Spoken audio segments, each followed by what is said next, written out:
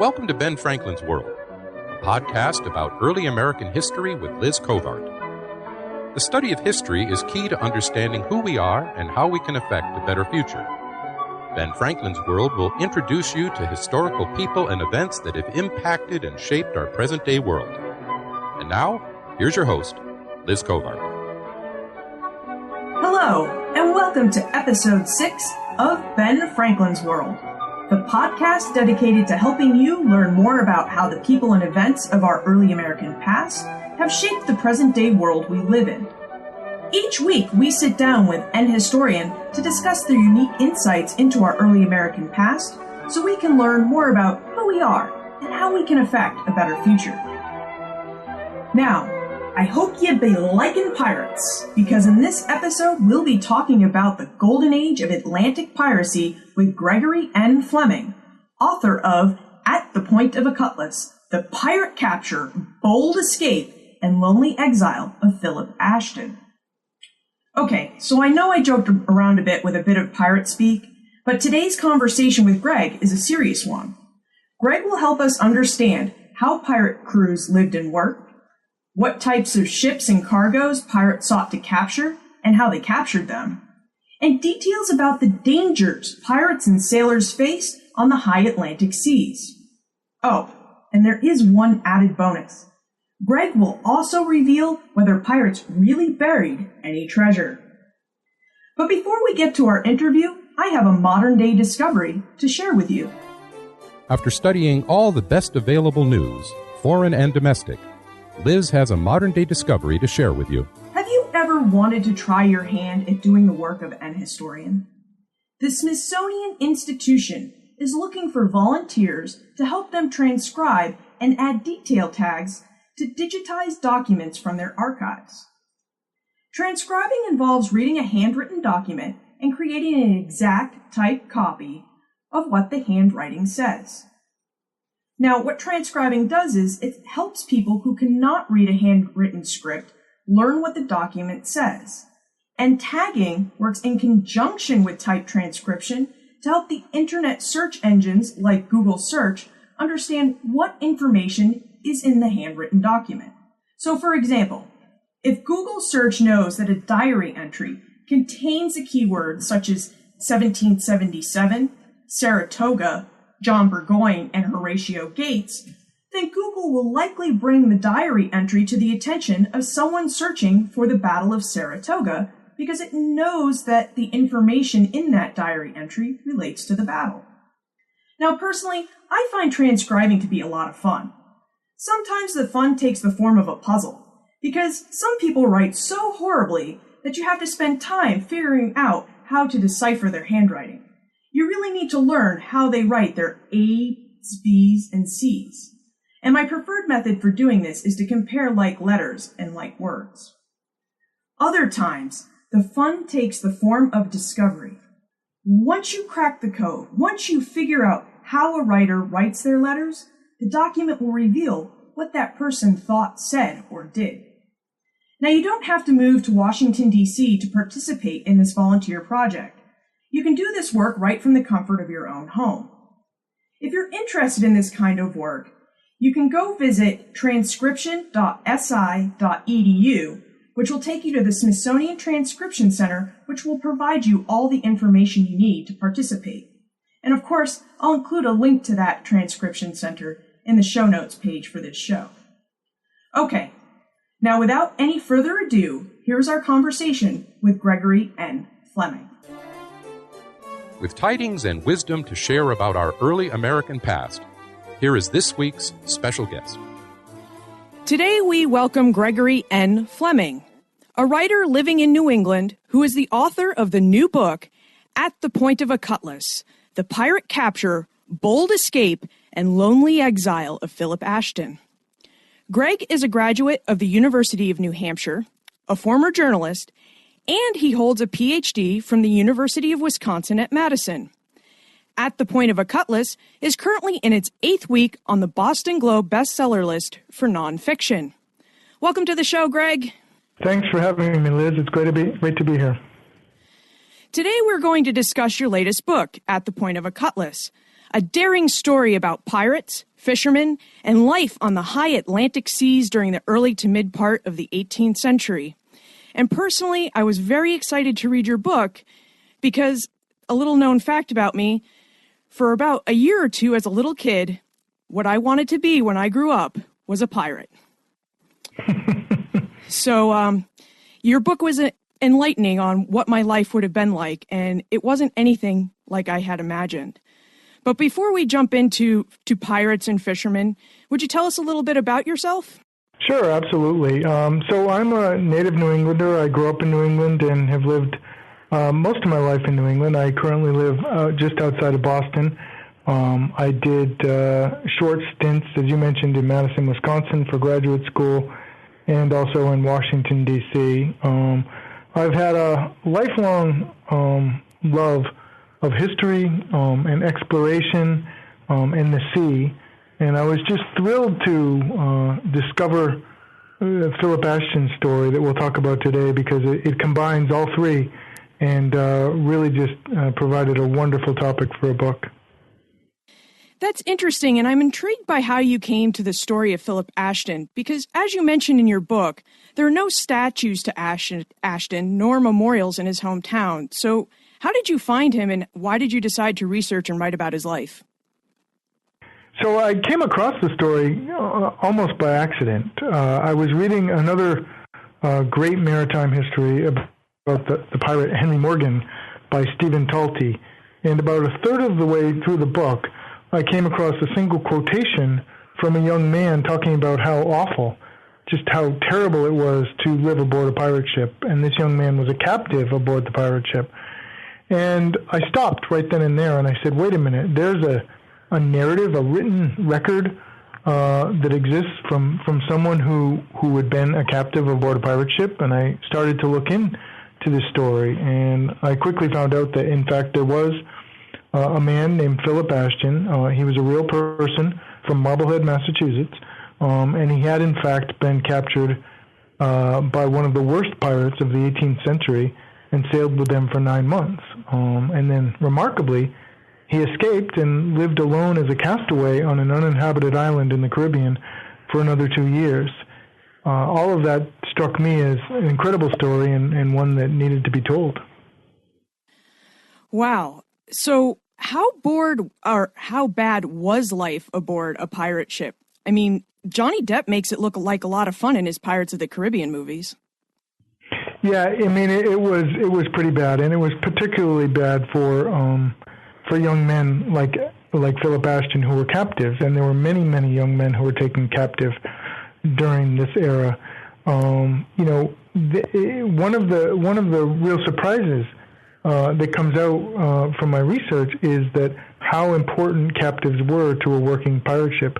We have, as you say, from movies like Pirates of the Caribbean, we have images of pirate ships as jolly, raucous places. But the fact is that pirate ships weren't just made up of pirates; they were made up of captives, young men who were taken and forced aboard, and they frequently comprised, 1/4, even 1/3 or more of a vessel. And so for young guys like Phillip Ashton and others, they were forced to cook and clean, to man the sails, to stand cold nighttime watches, to help carry heavy equipment, cannon and guns and chests from captured ships over to the pirate ship. All the while being treated as a prisoner or servant, with none of the rewards such as there were of being a pirate. So captives like Ashton wouldn't have received any booty from the ships they captured? None whatsoever, but that in part was Ashton's choice. When they brought young men aboard, they tried to get them to join the crew. That was the first question they asked. Will you join the crew? Will you sign the ship's articles and become a member of the pirate? And by doing so, you would be entitled to a share of any spoils that the pirates gained. But Ashton intentionally refused. He never succumbed to either their temptations or their threats, and was never a member of the pirate crew.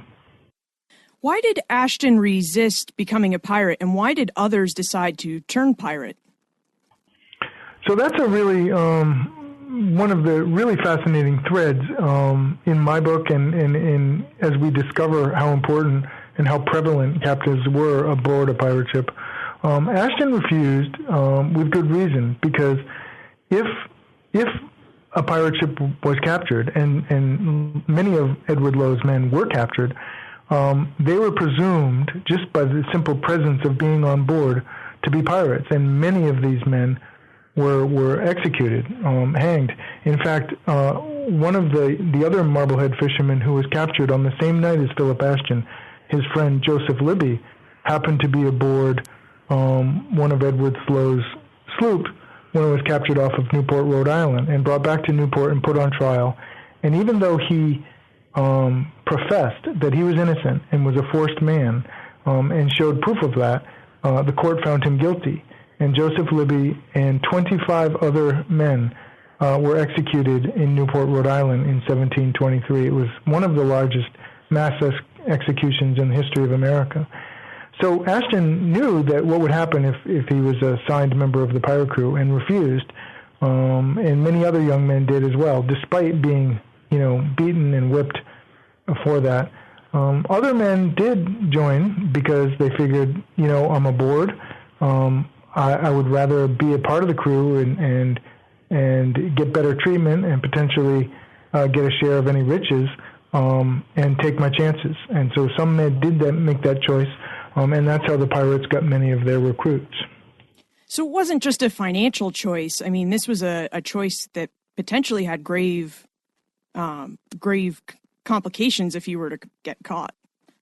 Very grave, very grave. And the young men were aware of this. There's one incident I talk about in my book of another captive who actually in a gunfight got his leg shot up, and they had to cut off his leg, amputate his leg. And so they offered to send him home to shore with a fishing vessel, and he refused. He said, "Nope. If I go ashore, they'll think I'm a pirate and they'll hang me just because I've been aboard." So men were very, very scared of the potential accusation of being a pirate and the inability to defend themselves. So I'd like to discuss, who captured the pirates and how they were captured. But I guess maybe even before we discuss that, how did pirate ships operate? Was there a pirate code, and how did they go about capturing other vessels? So there was a pirate code. It was typically, these were referred to as the ship's articles. And the articles were a list of rules or codes by which the crew agreed and lived by. So for example, they specified how many shares of any treasure or riches each man would get. The captain would get, more. The quartermaster would get slightly less, and regular, ordinary crewmen would get even a smaller share. But it was specified the shares that you would get. It also had rules just about everyday life. No firing of weapons below decks in the hold. The man who first spots a potential ship to capture would get choice of the first pistol off of that ship if it was captured. And by signing, when men came aboard, they were invited to sign the ship's articles, sign their name to it, and that would indicate that they were a member of the crew and had signed on. And so each of the pirate ships during this era had those. Edward Lowe's articles exist to this day. We have a record of them. And that's what Phillip Ashton refused to sign, but what many other men did sign. And how did they decide which vessels to capture? Were they looking for a specific kind of boat or a specific kind of cargo when they went after a vessel? So that's another striking thing that kind of runs counter to conventional wisdom or popular images. Obviously, pirates were looking for money and gold and valuables, and if they saw a vessel that they believed had a lot of that, they would certainly go after it. But you have to remember, during this era, most of the vessels that were crisscrossing the Atlantic and the Caribbean were carrying very ordinary trading goods. lumber, salted fish, grain, molasses and rum and sugar from the Caribbean. And so most of the time, that's what the pirates would capture when they captured a vessel.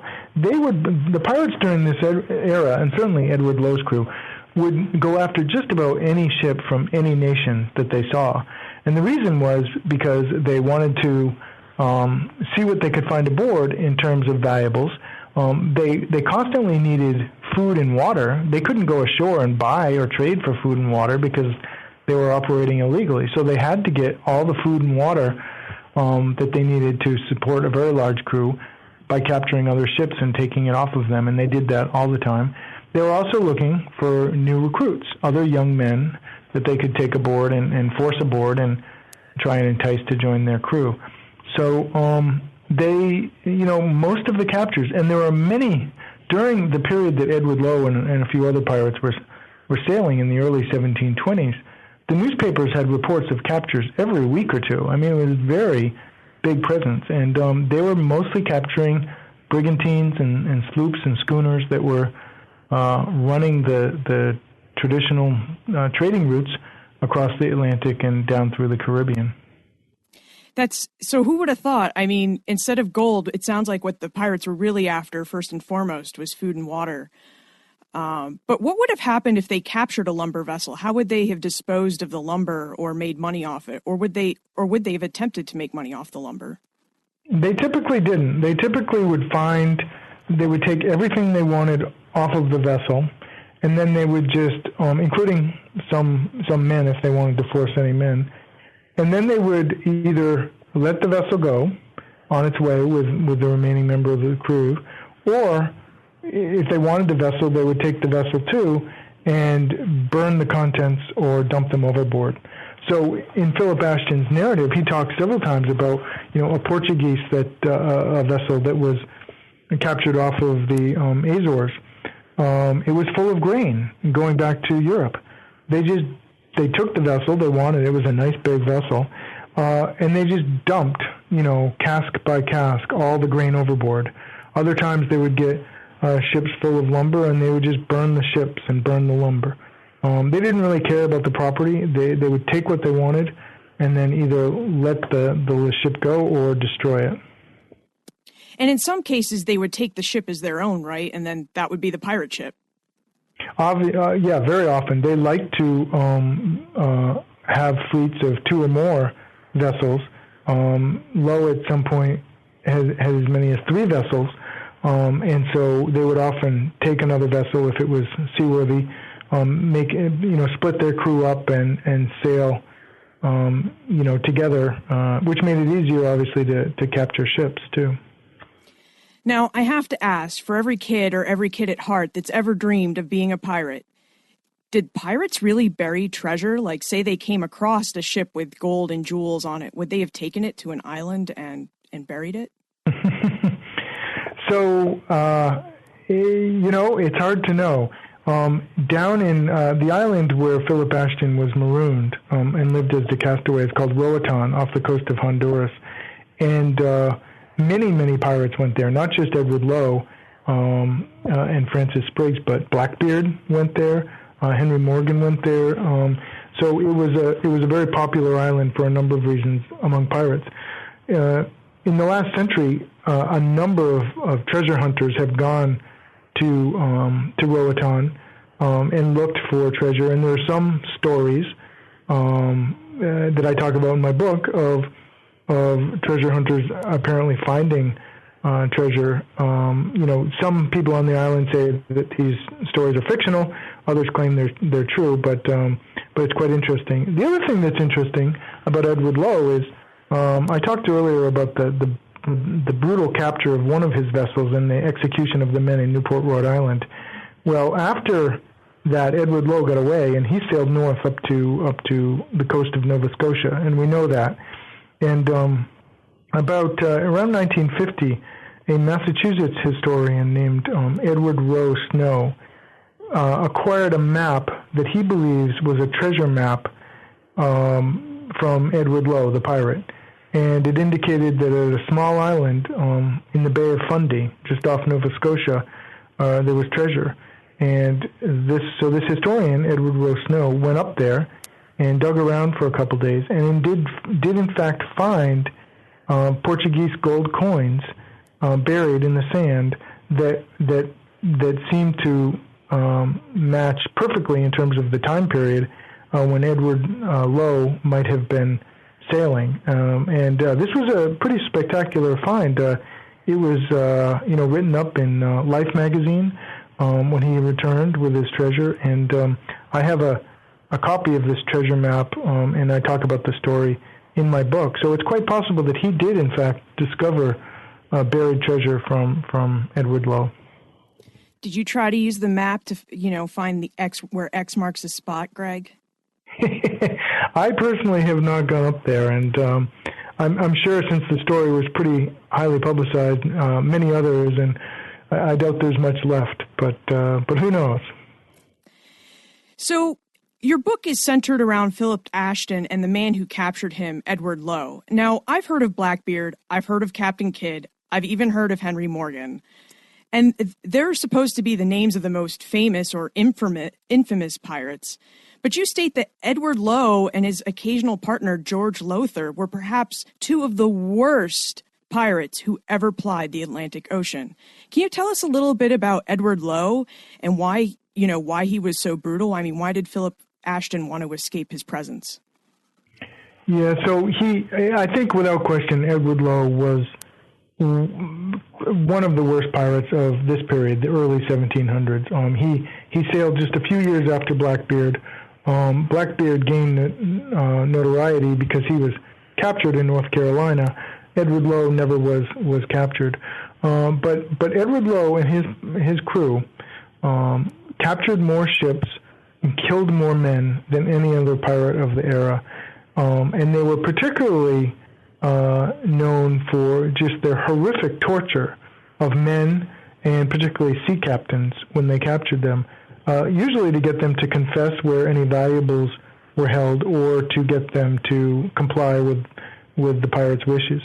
So they were known for taking flames like matches and burning the thin piece of skin between your fingers to get people to talk. Lowe was even worse. I mean, he was known for literally cutting the lips or ears off of captured sea captains, sometimes even the heart, while the victim was alive, and roasting the body parts over a fire on the ship's deck. So he was just an awful psychopath. There's no other way to put it. He was just an awful, awful man. And, one British official in the Caribbean said of Lowe at the time, "A greater monster never infested the seas." And I think that's really true. Okay, I think you've convinced us. Lowe's a really bad guy. So why do so few people know his name today as a brutal pirate? I think, as I mentioned, it's because, Blackbeard was captured and brought to justice. So for that matter was Captain Kidd. But Edward Lowe never was. He was almost captured in the brutal battle with the British warship, the HMS Greyhound, off of Newport, Rhode Island. And half of his crew was captured that day, but Lowe escaped. And nobody knows whatever happened to Edward Lowe. He continued to sail as late as 1725, 1726, and there's no record of his death. I will say that he was so awful that eventually, by around late 1723, early 1724, his own crew voted him out of office. It's important to remember that pirate ships during this period were fairly democratic, and the captain was elected and served at the will of the crew. And he was just so bad that his own crew abandoned him and set him off in another vessel. But nobody knows. There are reports from as late as 1725, 1726 from New England sea captains and from the captains of British warships of Lowe still being down in the Caribbean.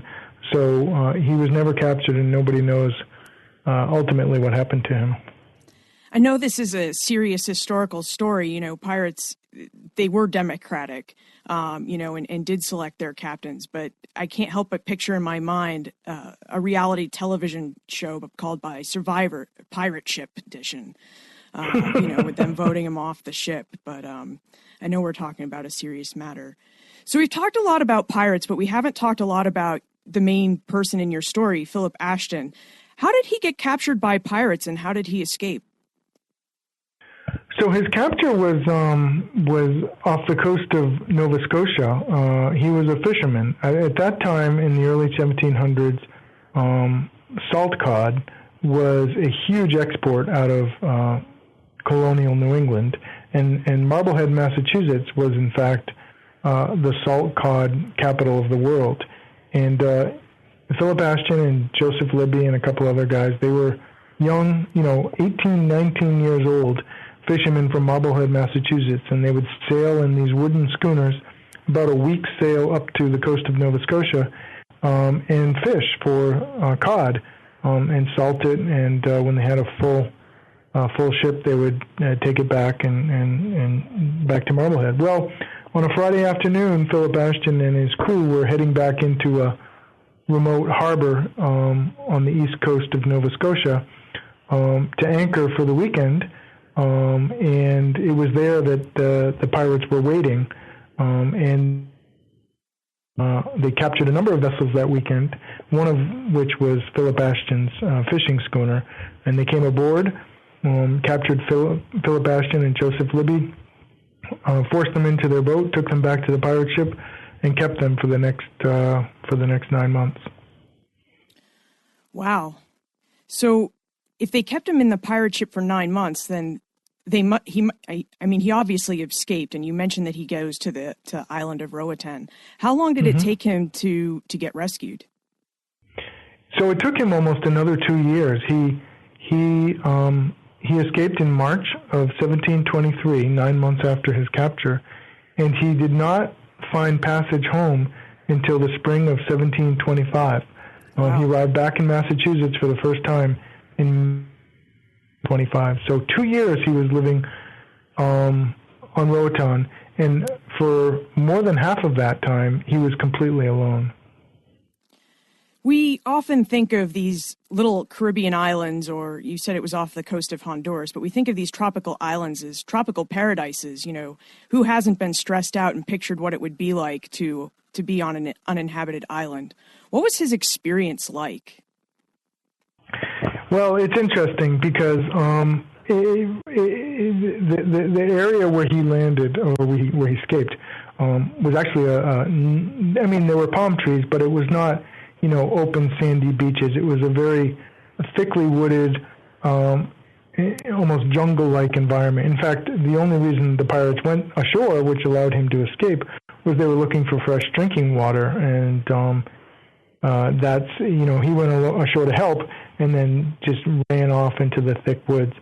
Phillip Ashton has been called America's real-life Robinson Crusoe because, he lived by himself on an island for 2 years.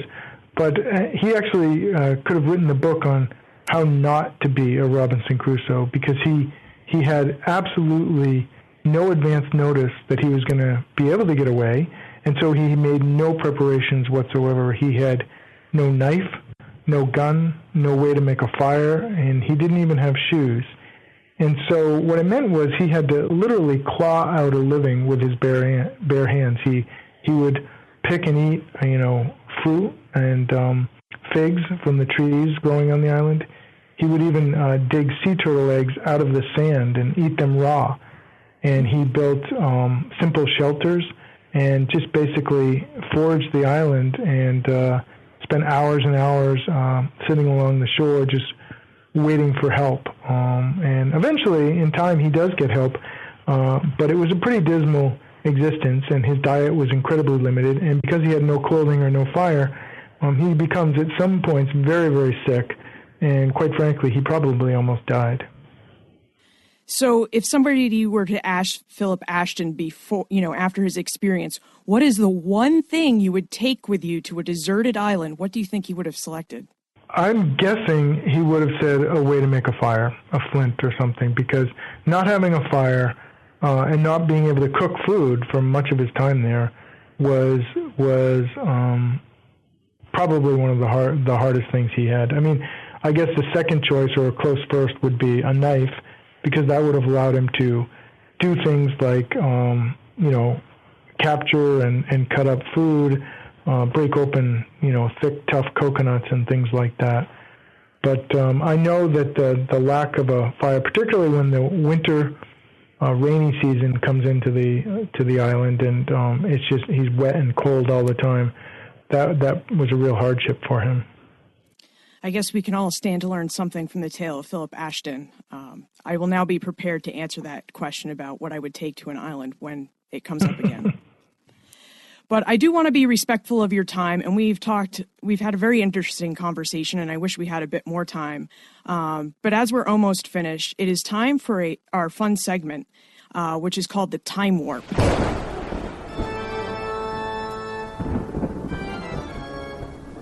The Time Warp.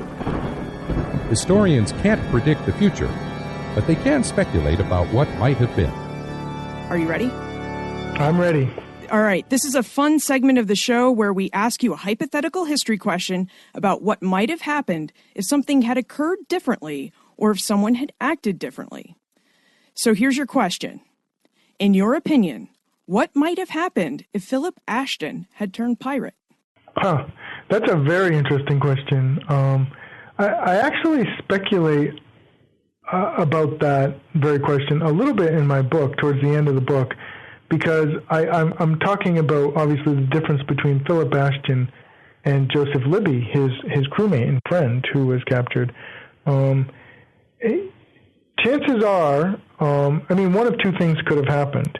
Phillip Ashton could have turned pirate. He would have had a better existence aboard Lowe's pirate ship. He wouldn't have been beaten and whipped and treated so badly. And he might have survived as long as Lowe and his quartermasters did, and continued to sail through the Caribbean, maybe even have made some good captures at some point and gotten some riches, and eventually, found his way ashore to an inhabited Caribbean island or someplace in the New England colonies and lived out his life. The downside, though, is he could have been, like his friend Joseph Libby, aboard the sloop that was captured and brought back to Newport, Rhode Island. And just like Joseph Libby and many other young men from both the American colonies and London, he could have been charged with being a pirate, accused of being a pirate, despite his protests that he was innocent. And he, too, could have been executed in Newport, Rhode Island, which would have been a tragic and very early death. So say he had turned pirate and he had made his way to a populated Caribbean island and just left the ship. Would he still be subject to punishment for having turned pirate in the first place? Yeah, absolutely. I mean, there were many, I talk about the Newport execution, but there were many other executions of pirates in the Caribbean as well, including on Jamaica and other islands. So yeah, if there was any evidence or any British official got wind of, or French official for that matter, got wind of the fact that he was part of Edward Lowe's crew, he would have been certainly prosecuted and potentially killed. So he would have had to, fade into society, taking work, doing something else, and obviously tried to cover up his tracks as best he could have. Well, Greg, I thank you for the life lessons in pirates. I no longer think a pirate's life is for me, so I'm glad I became a historian, so thank you for that. Before we conclude, what historical person or event are you researching and writing about now? So I haven't settled on specifically on my next topic.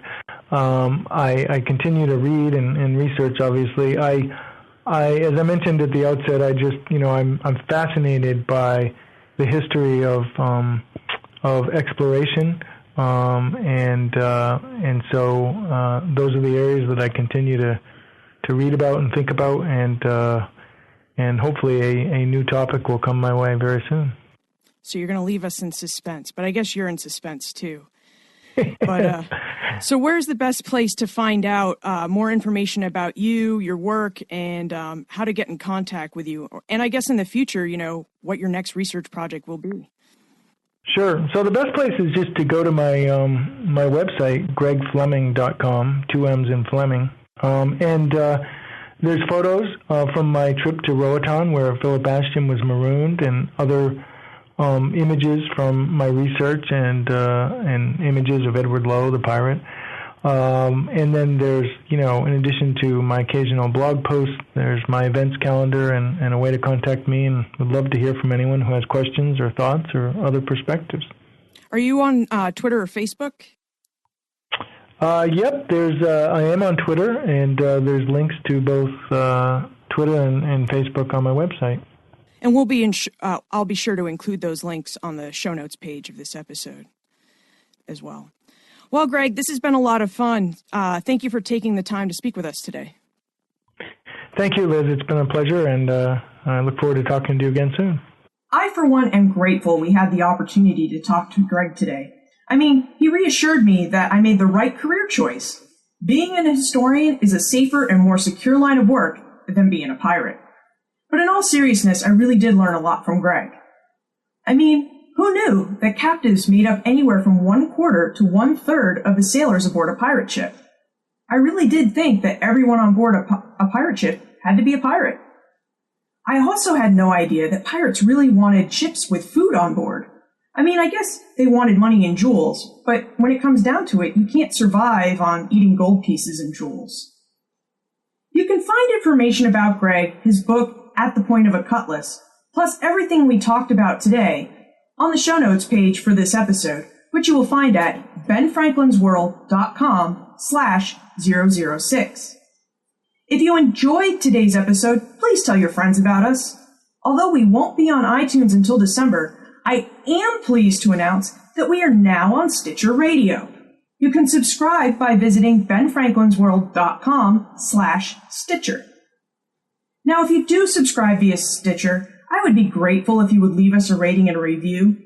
Positive ratings and reviews will help bring Ben Franklin's World to the attention of other history lovers who may not yet be aware of our show. I know that leaving a review takes a bit of time, so if you do leave a 5-star rating and review, I will be sure to mention your name on an upcoming show as my small way of saying thank you. Now, if you don't think this show deserves a 5-star rating, I hope you'll let me know. I would love to know what I can do to improve both the format of the show and my skills as a podcaster. I really want Ben Franklin's World to be the best podcast it can be, so you will keep tuning in and enjoying history with me. Now, finally, if you have any questions, comments, or suggestions about the show, history, or future guests, please send me an email. My email address is liz@benfranklinsworld.com, or you can send me a tweet. My Twitter handle is @LizCovart. And remember, never leave till tomorrow that which you can do today.